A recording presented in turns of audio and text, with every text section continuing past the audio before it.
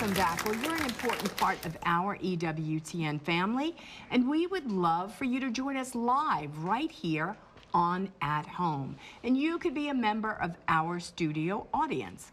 All you need to do is contact the EWTN Pilgrimage Department, send them an email, pilgrimages@ewtn.com, give them a jingle at 205-271-2966. Maybe you're thinking about coming with your husband or your wife, your family, or church. We would love to have you, and then you just take a short ride up to Hansville and you can visit Mother Angelica's resting place. Well, right now we're going to go straight to Rome to hear from Joan. Joan, what do you have for us today? Well, greetings from Rome to everyone at home. And yesterday, Pope Francis at the Angelus made a special announcement, kind of an invitation, if you will, inviting all men and women of goodwill to join him in a day of prayer and fasting for the war-torn peoples of the Democratic Republic of the Congo and of South Sudan. Now, he was actually talking to the 20 or so thousand faithful in St. Peter's Square, the ones who come every week, of course, to see him at the Angelus.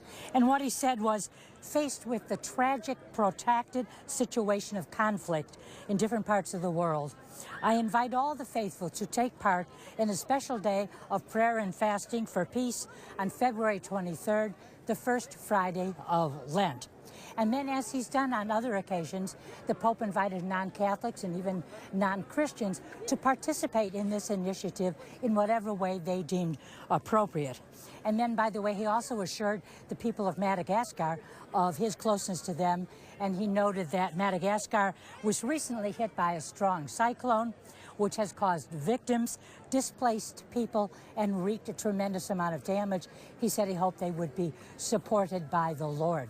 And then, very importantly, the Pope indicated that yesterday Italy was celebrating the Day for Life. It was on the theme, the Gospel of Life, Joy for the World. And the Pope encouraged all those in Italy who are members of these pro-life groups. In particular, he mentioned Movimento per la Vita, the movement for life. And he greeted the people who were in the square. But then the Pope added, kind of sadly, he said, "I think there's too few of you, and this worries me, because not so many fight for life in a world where every day more weapons are made, where every day laws against life are made, and where every day life goes on with this culture of waste, which is meant to discard what is not needed and those who seem burdensome."